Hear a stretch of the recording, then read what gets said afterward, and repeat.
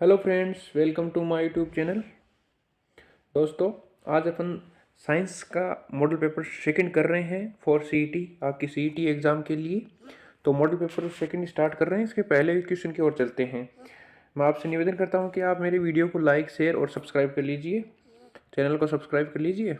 ये लो, आपके सामने पहला क्वेश्चन आ गया। पहला क्वेश्चन क्या करता है कि निम्नलिखित में से किस रेडियोधर्मी समस्थानिक की अर्ध आयु सबसे अधिक है या सबसे लंबी है। ये क्वेश्चन है कि रेडियोधर्मी क्या होते हैं, जिनके नाभिक से इलेक्ट्रॉन अपने आप ही उत्सर्जित होते रहते हैं, उसे रेडियोधर्मी समस्थानिक कहा जाता है। ठीक है। अब इसमें से आपको यूरेनियम 238 है, रुबेडियम 87 है, ठीक है, और पोटेशियम 40 है और कार्बन 14 है। सबसे ज़्यादा किसका होगा? Answer number B is right answer. किसका? रुबेडियम 87 का सबसे ज़्यादा या सबसे लंबा अर्ध आयुकाल होता है। तो आंसर क्या हो गया? Option number B is right answer. ठीक है। नेक्स्ट क्वेश्चन की ओर चलते हैं अपन। क्वेश्चन नंबर सेकंड क्या कहता है? किसी दिए गए धातु की तार की विद्युत प्रतिरोधकता निर्भर करती है। कोई आपके पास धातु दी गई है, उसकी विद्युत प्रतिरोधकता किस पर निर्भर करती है? इसकी मोटाई पर, सामग्री की प्रकृति पर, इसके आकार पर या इसकी लंबाई पर? बताइए भाई। इसकी मोटाई पर, सामग्री की प्रकृति पर, इसके आकार पर, इसकी लंबाई पर। अब देखो, विद्युत प्रतिरोध होता है वो क्या करता है? क्षेत्रफल और किस पर? क्षेत्रफल। क्षेत्रफल मतलब एरिया और लंबाई, एंड लंबाई पर डिपेंड करता है प्रतिरोध। बट प्रतिरोधकता होती है, ये प्रतिरोधकता होती है, ये किस पर डिपेंड करेगी? कोई भी पदार्थ होगा उसकी प्रकृति पर डिपेंड करेगी। कोई भी पदार्थ की प्रकृति पर डिपेंड करेगा। ठीक है। इसके ऊपर निर्भर किसके ऊपर होगा? ये पदार्थ की प्रकृति पर निर्भर करती है प्रतिरोधकता। यदि प्रतिरोध आता, रेजिस्टेंस आ जाता, तो वो किस पर? लंबाई पर या उसके क्षेत्रफल पर डिपेंड करता है। तो ठीक है। तो नेक्स्ट क्वेश्चन अपना क्या है? Question number 3। क्वेश्चन नंबर 3 क्या? पोजिट्रॉन एमिशन टोमोग्राफी के दौरान क्या ज्ञात होता है? पोजिट्रॉन पोजिट्रॉन एमिशन टोमोग्राफी के दौरान क्या ज्ञात होता है? पोजिट्रॉन, इलेक्ट्रॉन, न्यूट्रॉन, इनमें से कोई नहीं। भाई इनमें से कोई नहीं है, और मेरे ध्यान में नहीं है कि क्या है। पता तो था यार, लेकिन ध्यान नहीं आ रहा है कि ऑप्शन नंबर डी इसका राइट आंसर होगा। इन तीनों में से तो कुछ है नहीं, याद नहीं आ रहा। ठीक है, मैं आगे बता दूंगा आपको जब याद आएगा। ठीक है, चलो। Question number 4। क्वेश्चन, आपके शरीर की प्रत्येक कोशिका में भोजन और ऑक्सीजन पहुंचाने के लिए कौन सा तंत्र उत्तरदायी होता है? उत्सर्जन तंत्र, परिसंचारी तंत्र, प्रजनन तंत्र या श्वसन तंत्र? तो आपका आंसर नंबर 2 परिसंचारी तंत्र होता है। इसके अंदर से हम क्या करते हैं? हमारे भोजन को अपने कोशिकाओं के द्वारा सभी अंगों तक ऑक्सीजन पहुंचाने का कार्य किया जाता है। ठीक है। इसमें जो प्रजनन तंत्र है, वो अपना प्रजनन तंत्र आप जानते हो क्या होता है? जिसमें प्रजनन होता है उसकी वो पूरी क्रिया समझाई जाती है। श्वसन तंत्र में श्वसन की पूरी कार्यविधि समझाई जाती है। उत्सर्जन तंत्र में क्या होती है? अपने उत्सर्जन तंत्र, उत्सर्जन की अंगों के बारे में बताया जाता है। ठीक है, इसके बारे में। ओके। नेक्स्ट क्वेश्चन है, क्वेश्चन नंबर 5 क्या कहता है कि एक कार्य प्रदान करने के लिए ऊतकों के संग्रह के रूप में जाना जाता है। क्वेश्चन नंबर 5 बढ़िया क्वेश्चन है भाई। एक कार्य प्रदान करने के लिए ऊतकों के संग्रह को के खालिस्तान के रूप में जाना जाता है। बीच में स्पेस था, मैंने लगाया नहीं। कि एक कार्य प्रदान करने के लिए ऊतकों के संग्रह को खालिस्तान के रूप में जाना जाता है। आपके सामने 4 ऑप्शन है। किस रूप में जाना जाता है भाई? अंग के रूप में जाना जाता है, या ऊतक के, या कोशिका, या मांसपेशी? भाई ऊतकों का संग्रह, देख, कोशिकाओं का संग्रह होगा तो ऊतक बनेगा। ऊतक संग्रह करेंगे तो क्या बनेगा? अंग बनेगा। Option number A is right answer. Option number A is right answer. Next question क्या है? रक्तचाप को नियंत्रण करने वाली ग्रंथि का नाम बताइए। भाई रक्तचाप है अपना, ब्लड प्रेशर है। रक्तचाप क्या होता है? ब्लड प्रेशर होता है। बीपी को नियंत्रण करने वाले ग्रंथि का नाम बताइए। कौन सी है भाई बीपी को नियंत्रण करने वाली? ऑप्शन नंबर 4 आपके पास अग्नाशय, अग्नाशय, थैलेमस, अधिवृक्क या थायराइड? बताइए भाई।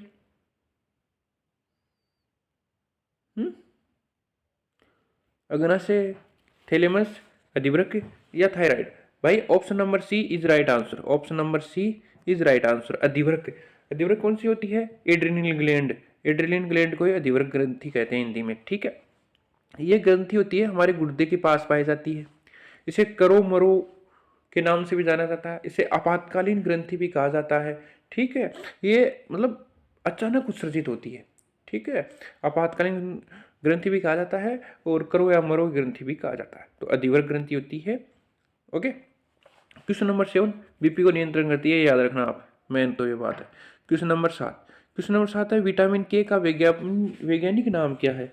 विटामिन के का वैज्ञानिक नाम क्या है, ये बताइए आप। तो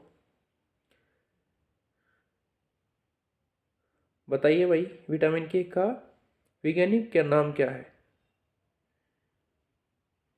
टेकोफेरोल। Option number A is right answer, tocopherol होगा, टेकोफेरोल होगा। ठीक है ना।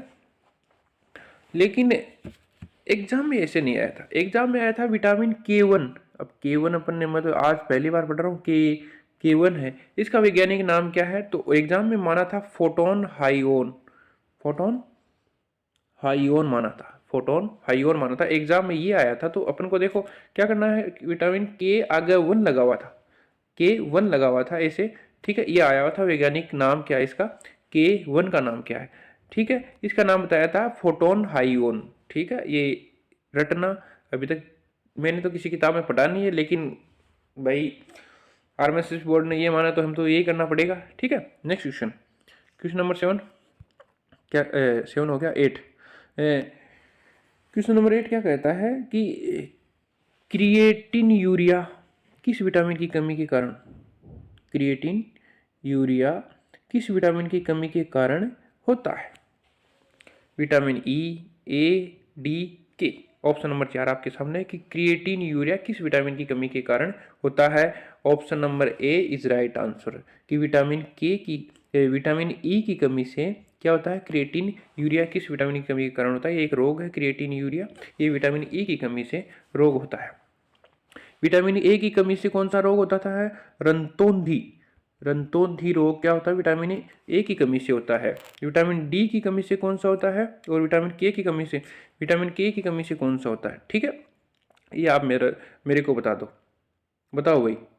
विटामिन डी की कमी से, भाई विटामिन डी से हमें किसे मिलता है? सूर्य से विटामिन डी हमें प्राप्त किया जाता है। ठीक है, ये बात आप सुनी होगी, पढ़ी होगी, कहीं ना कहीं तो पढ़ी होगी। विटामिन डी की कमी से रोग कौन से होते हैं वो बताइए आप। रिकेट्स, क्या नाम है? रिकेट्स नामक एक रोग होता है, वो विटामिन डी की कमी से होता है। विटामिन के की कमी से कौन सा होगा, बताओ? विटामिन के की कमी से मैं नहीं बताऊंगा, आप ही बताओ, कमेंट में आंसर दे देना। नहीं, कल मैं नया मॉडल पेपर 3 आएगा तो उसमें मैं बता दूंगा आपको, आप बताओ। ठीक है, आपके लिए क्वेश्चन मैंने छोड़ दिया। ठीक है, क्वेश्चन नंबर 9, नियासिन की कमी के कारण होता है। नियासिन, अब देखो नियासिन की कमी के कारण क्या होता है भाई? नियासिन के है विटामिन बी का साइंटिफिक नाम है। नियासिन की कमी से क्या होता है? प्लेग्रा नामक रोग हो जाता है। प्लेग्रा नामक किससे होता है? नियासिन की कमी के कारण होता था।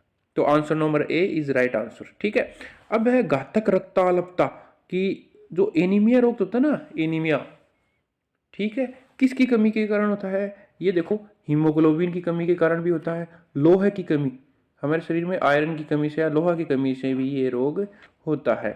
याद रखना, हमारे शरीर में आयरन की कमी से और हीमोग्लोबिन की कमी से रक्ताल्पता या एनीमिया रोग हो जाता है। ऑप्शन नंबर सी में क्या है? रिकेट्स। रिकेट्स, और रिकेट्स किसकी कमी से होता है? अभी बताकर आया हूँ, विटामिन डी की कमी से। विटामिन डी की कमी से कौन सा होता है? रिकेट्स रोग हो जाता है। अब आया ऑप्शन नंबर डी में, क्या दिखा रखा है? स्कर्वी। स्कर्वी रोग किस किस विटामिन की कमी से होता है? बताइए भाई। विटामिन सी, विटामिन सी की कमी से क्या होता है? क्या होता है भाई? स्कर्वी रोग हो जाता है। विटामिन सी के वो बताओ आप, किस में विटामिन सी किस में नहीं पाया जाता है, ये बता दो आप। कमेंट में इसका भी आंसर देना कि विटामिन सी किस में नहीं पाया जाता है। ठीक है, दूध और अंडे के अंदर विटामिन सी नहीं पाया जाता है। ठीक, विटामिन सी में क्या होता है? खट्टे पदार्थ, जैसे आंवला आ गया, आंवला का नाम सुना है, नींबू का नाम सुना है आपने, संतरा का नाम सुना है, वो क्या है? विटामिन सी के स्रोत है। ठीक है, नेक्स्ट क्वेश्चन चलिए, क्वेश्चन नंबर 10 और आज का लास्ट क्वेश्चन क्या कहता है कि बाहरी या आंतरिक ढांचा जो शरीर को सहारा प्रदान करता है कहलाता है। जो बाहरी या आंतरिक ढांचा होता है, शरीर का ढांचा होता है, जैसे कंकाल तंत्र कहा जाता है। तो कंकाल तंत्र हमारे शरीर को क्या देता है? एक रूप देता है, एक आकार प्रदान करता है। तो answer number A is right answer. ठीक है। विटामिन बी, विटामिन बी के कारण क्या होता है? श्वसन तंत्र, सॉरी विटामिन बी नहीं, ऑप्शन नंबर बी में क्या? श्वसन तंत्र।